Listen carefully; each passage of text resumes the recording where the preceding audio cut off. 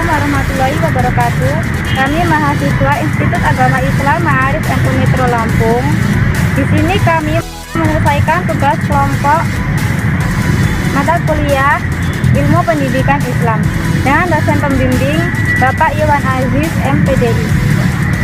Kami dari kelompok 3 yang berjumlah 3 orang bekerja sama untuk menyelesaikan tugas. Sebelum kami memulai presentasi, izinkan kami memperkenalkan anggota kelompok kami. Pemateri pertama yang akan disampaikan kepada Lili Nailul Fauzia dengan NPM 2112178. Dan saya sendiri yang bernama Intan Wahyudiawati dengan NPM 2112061. Dan yang terakhir akan disampaikan kepada Kevin Veteran Kennedy dengan NPM 21121.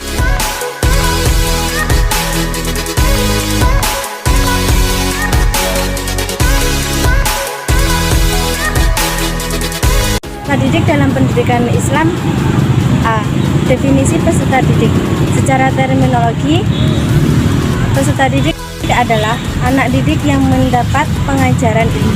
Serta terminologi peserta didik adalah anak didik atau individu yang mengalami perkembangan sehingga masih memerlukan bimbingan dan arahan dalam membentuk kepribadian serta sebagai bagian dari struktural proses pendidikan. Dengan kata lain, peserta didik adalah seorang individu yang tengah mengalami fase perkembangan atau pertumbuhan baik dari segi fisik dan mental maupun pikiran. Kebutuhan peserta didik yaitu meliputi A. Kebutuhan fisik. Fisik seorang anak didik selalu mengalami pertumbuhan yang cukup pesat. Proses pertumbuhan fisik ini terbagi menjadi 3 tahapan. Yang pertama, peserta didik pada usia dari bayi sampai 7 tahun. Pada masa ini, peserta didik masih mengalami masa kanak-kanak. Yang kedua, peserta didik pada usia 7 sampai 14 tahun. Pada usia ini, biasanya peserta didik tengah mengalami masa sekolah yang didukung dengan peralihan pendidikan formal. Yang ketiga, peserta didik pada usia 14 sampai 21 tahun. Pada masa ini, peserta didik mulai mengalami masa pubertas yang akan B. Kebutuhan sosial adalah kebutuhan yang berhubungan langsung dengan masyarakat agar peserta didik dapat berinteraksi dengan masyarakat lingkungan. Kebutuhan untuk mendapat status. Dalam proses kebutuhan ini, biasanya seorang peserta didik ingin menjadi orang yang dapat dibanggakan atau dapat menjadi seorang yang benar-benar berguna dan dapat berbaur secara sempurna di dalam sebuah lingkungan masyarakat. D. Kebutuhan mandiri. Kebutuhan mandiri ini pada dasarnya memiliki tujuan utama, yaitu untuk menghindarkan sifat pemberontak pada diri peserta didik, serta menghilangkan rasa tidak puas akan kepercayaan dari orang tua atau pendidik, karena ketika seorang peserta didik terlalu mendapat kekangan akan sangat menghambat daya kreativitas dan kepercayaan diri untuk berkembang. E. Kebutuhan untuk berprestasi adalah dorongan yang kuat untuk berhasil, lebih mengejar prestasi pribadi dan bergairah melakukan sesuatu lebih baik dan lebih efisien dibandingkan hasil sebelumnya.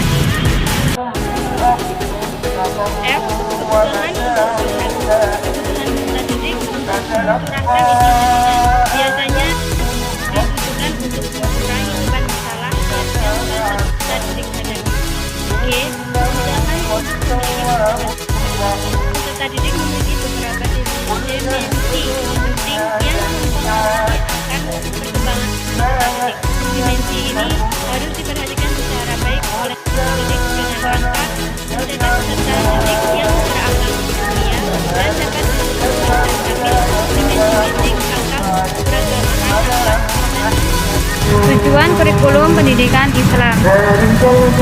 A. Pembinaan individu atau warga negara yang beriman kepada rukun iman.